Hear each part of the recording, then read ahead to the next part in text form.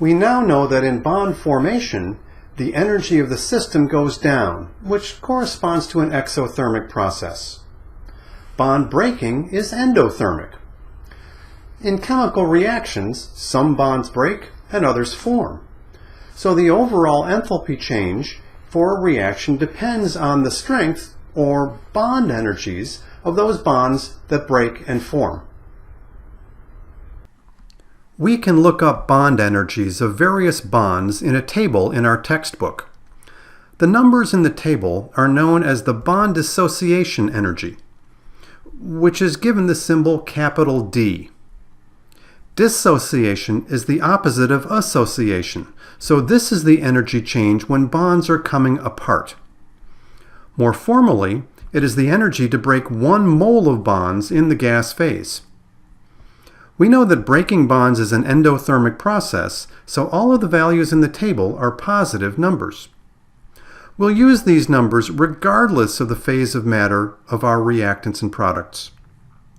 We call this an estimate of delta H not only because the bond energies may be different in different phases, but also because the data in the tables are average bond energies measured from many different compounds. We wouldn't expect the energy of a carbon-carbon single bond to be exactly the same in every molecule, regardless of what other atoms are present. So in the questions we ask, we'll always estimate the bond energies. The relationship we will use for our estimate looks like this. Delta H is approximated by the sum of the bond dissociation energies of the bonds that are broken during the reaction minus the sum of the bond dissociation energies of the bonds that are formed during the reaction. The Greek sigmas in the equation stand for the sum of. Don't get confused. Some of you may have learned final minus initial. This is a different calculation. This is broken minus formed. Because the table contains positive values for endothermic bond breaking, the first sum shows the amount of energy going into the system. The second sum is also positive, but the negative sign in the formula indicates that energy is coming back out of the system upon bond formation, an exothermic process. Here is a table of bond dissociation energies. These represent the number of kilojoules it takes to break a mole of these bonds in the gas phase. Note that all of the values are positive for breaking bonds. In the bottom half of the table, you will notice, as expected, that the weaker single bonds have smaller bond energies compared to the double and triple bonds. So it will be important to know the bond order of the bonds being broken and formed, which will require us to draw Lewis structures. By the way, these numbers will be provided on an exam. You do not have to know them. Let's see how this works with a couple of examples. The first is for the combustion of methane, where 1 mole of methane reacts with 2 moles of dioxygen to form 1 mole of carbon dioxide and 2 moles of water. In order to get the correct bond energies for the bonds that break and form, we draw the Lewis structures for the molecules. Since there are 2 moles of dioxygen and water, we have drawn the Lewis structure twice because we need to know the number of moles of bonds.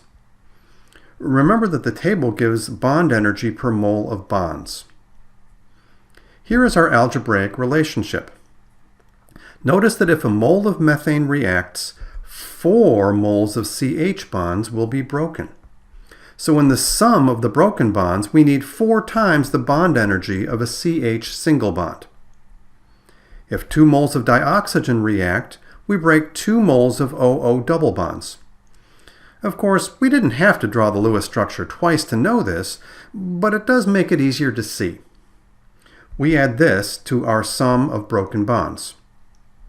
Carbon dioxide has 2 CO double bonds, so in our sum of formed bonds, we need 2 times the CO double bond energy. Finally, 2 moles of water form. These are OH single bonds, but in 2 moles there would be 4 moles of bonds. Again, it might be easier to see by drawing the Lewis structure twice here to represent the two waters in the balanced equation. We add 4 times the bond energy of the OH single bond to our sum of formed bonds. We consult the table of bond energies to find the numbers. If we have a calculator available, we would find that delta H for this process is estimated to be negative 808 kilojoules.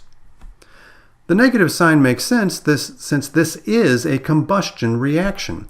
We would expect combustion to be exothermic, which would have a negative value of delta H. Here is another example.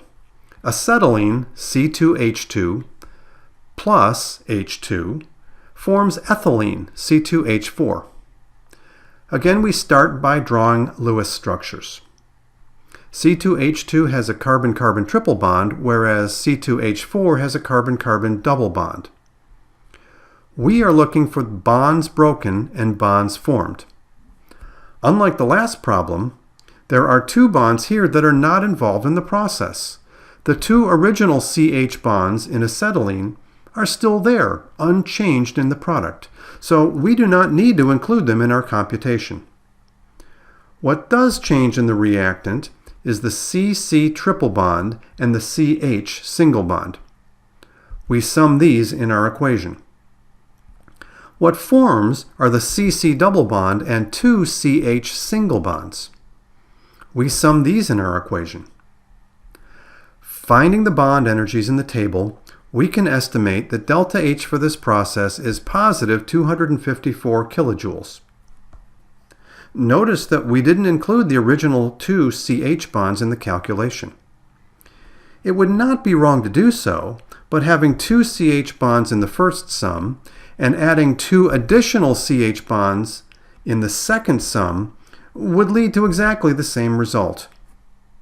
For much larger molecules, where most bonds do not break, then certainly you would only want to identify and include those bonds which do break and form.